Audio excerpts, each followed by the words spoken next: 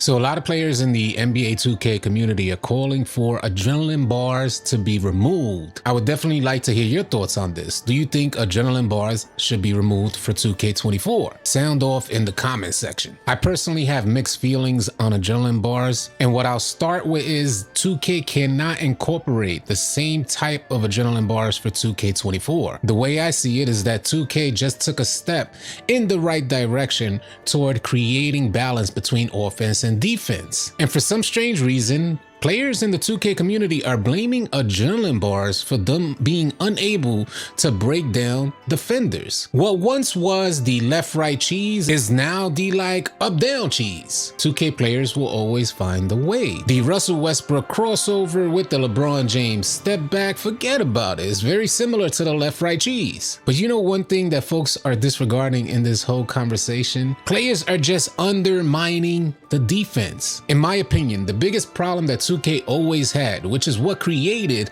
left-right cheese in the first place, is that the defense mechanics were never up to par with what offense could do. The left-right cheese was only a thing because the defense was left stunned, stuck in position, delayed responses, and the defense wouldn't ever get an opportunity to get a speed boost animation as well. Do you guys think speed boosting should just work for offense? Of course the offense is gonna exploit the defense. The 2K coding allowed left-right cheese to happen. So with this same scenario in mind, I would love to hear your thoughts on whether or not the defense, say they bring back the left-right cheese, where ball handlers are able to kind of speed boost in any direction they want, and they could do this for the entire shot clock. What happens if the defense had an opportunity to speed boost as well? The game would be totally different. I feel like there'll be more strategic value in the game where defense can add strategy as well, and it's not just the offense flicking the sticks and getting favorable animations. Players like the left-right cheese because they blew way past the defenders, whether that's for a rim run or to get wide open for a three-point shot. And because of the poor coding, the poor mechanics for defense, even though the defense sees what the offensive player is doing, they're unable to keep up. And that's a coding issue for the defense. But let's say 2K fixes that coding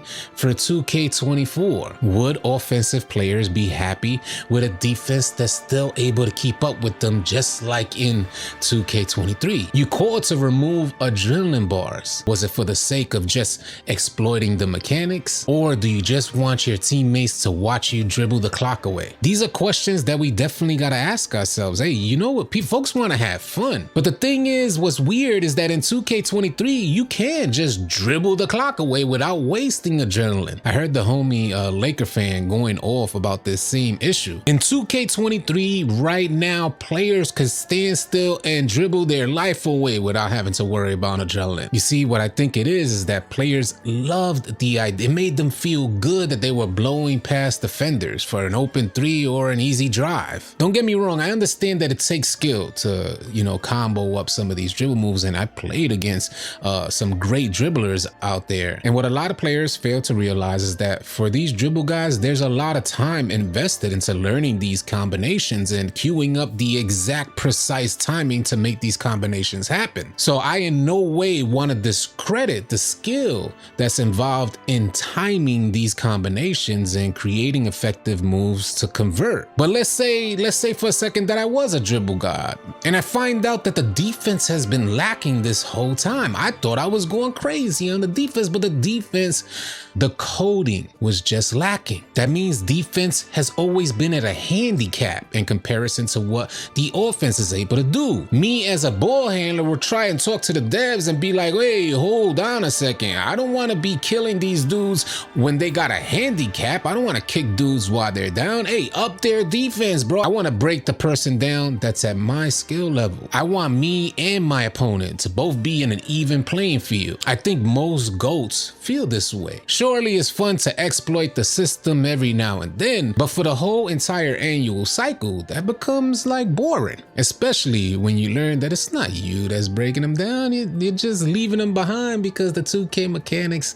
don't allow him to keep up. So we get to 2K23 and this all gets flipped, turned upside down. In my opinion, I do feel like 2K may have taken it a step too far, but I understood that this is a baby step and it's a process to learning how to create that balance for players to feel comfortable with this new mechanic and adrenaline bars. I'll say this, I surely hope that 2K24 doesn't have the same exact mechanic, although I don't mind adrenaline bars not one bit. I would like to see 2K expand on this idea of adrenaline. I would like to see 2K give the defense more. I would love to see the game speed increased. One of the main things that I loved about older versions of 2K is that it felt fast, it felt fluid, it felt responsive, it felt like we were in control. In my opinion, 2K23 feels slow, feels clunky, and a lot of the times I just don't feel like I have that control. Sitting there waiting 4 seconds for an animation just to pop out. Meanwhile, you done queued up 15 other animations on top of the animation that you're waiting for. And this type of stuff was not a worry or concern in previous versions of 2K. The new mechanics in 2K23 slowed the game down tremendously, and we just need that